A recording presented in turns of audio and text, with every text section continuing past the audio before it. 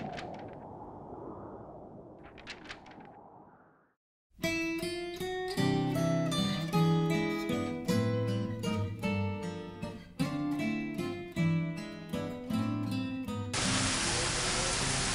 karena peserta Garuda itu cukup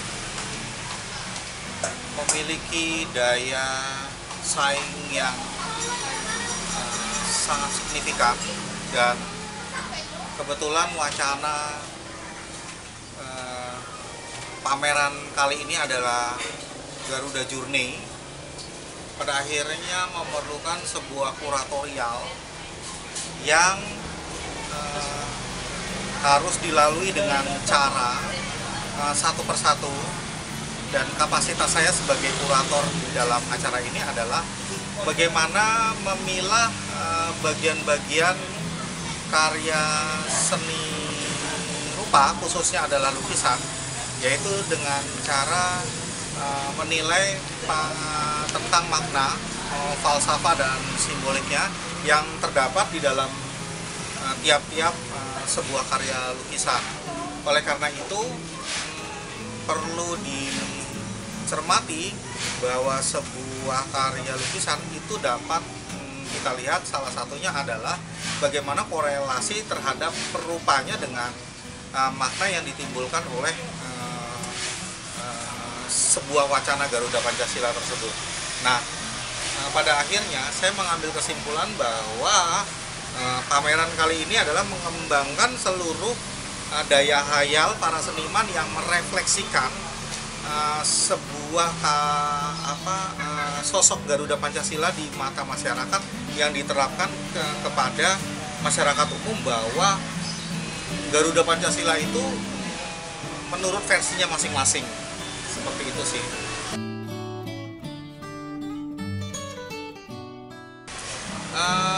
Keseluruhan peserta pada pameran Garuda saat ini yang digagas oleh saya sendiri dan kemudian dibantu oleh Sagapro,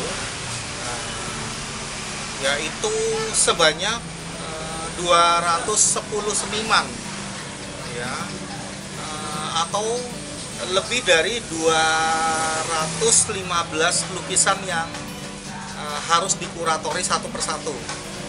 Dasarnya adalah mendekatkan kepada tiap-tiap karya yang harus dikurasikan, karena banyak sekali tampilan Garuda Pancasila yang ketika diaplikasikan kepada dunia seni lukis itu sama sekali kadang-kadang seniman hanya memilih korelasi kepada daya hayalnya dan kepada artnya saja, tapi tidak menyentuh kepada makna dan filosofi simboliknya.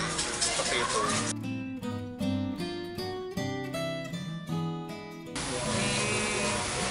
Terbanyak adalah salah satunya adalah dari Jakarta, dan kemudian didominasi oleh kelompok pemusik Tangerang, perupa Tangerang, dan kemudian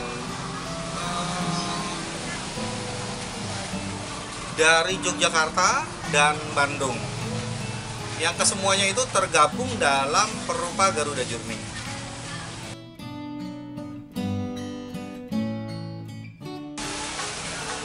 Setelah saya kurasi itu sekitar lebih dari yang masuk nominasi. Setelah saya pilih satu persatu dan saya cermati, dari 210 karya yang masuk dalam pengkurasian,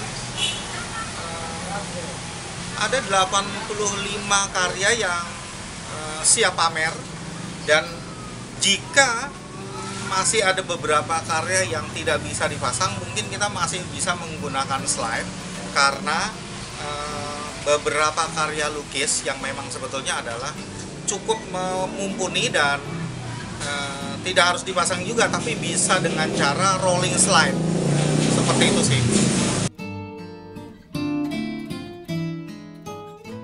Ada dari seniman asal dari Tangerang, yaitu Jordan, yang bertemakan tentang kesaktian sosok Garuda. di mata kedua petinggi negara, yaitu Jokowi dan Yusuf Kala, berukuran 1,5 meter kali 120 cm. Itu menurut saya sebuah fase yang menohok bahwa negara kita cukup punya andil besar terhadap the power of mainstream kepada pulau Indonesia. Makanya ditampilkan Garudanya yang siap bertarung dengan memakai sarung tinju. Yang kedua, karyanya Deborah dengan kawan-kawan menampilkan perisai yang dikelilingi oleh beberapa mantan presiden seperti ada Gus Dur, ada Megawati, dan lain-lain. Kemudian ada karyanya Taya, umur 19 tahun, yang mempertengahkan sosok-sosok abdi negara atau orang-orang yang memiliki nilai cukup baik di mata negara Indonesia, ya, yaitu merefleksikan sebagai Garuda Pancasila adalah yang tertinggi di antara semua orang yang memiliki mimpi-mimpi yang cukup tinggi. Namun Garuda adalah yang pertama.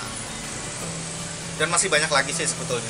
Namun 3 itu cukup mewakili bahwa pameran Garuda Journey akan terlihat lebih semarak dengan adanya 3 orang dan kawan-kawan. Yang menurut saya mereka punya potensi cukup besar untuk mengembangkan seperti sayap Garuda tersebut. Harapan saya banyak, tapi yang cukup signifikan adalah negara kita ini degradasi lambang, tidak terpecah belah, namun ada sebuah kecenderungan untuk seberapa besar sih kita mencintai bangsa sendiri dengan lambangnya. Dan buat saya Garuda itu kan merefleksikan adalah salah satunya adalah sejarah bangsa Indonesia yang tertuang dalam situ, dan nilai-nilai luhur atau adiluhung yang terdapat di dalam lambang tersebut. Nah, dengan adanya pameran, saya berharap besar bahwa tidak hanya seniman saja, ketika masyarakat umum melihat dengan cara kami dan Saga Pro untuk menampilkan sebuah pameran bertema Garuda Journey,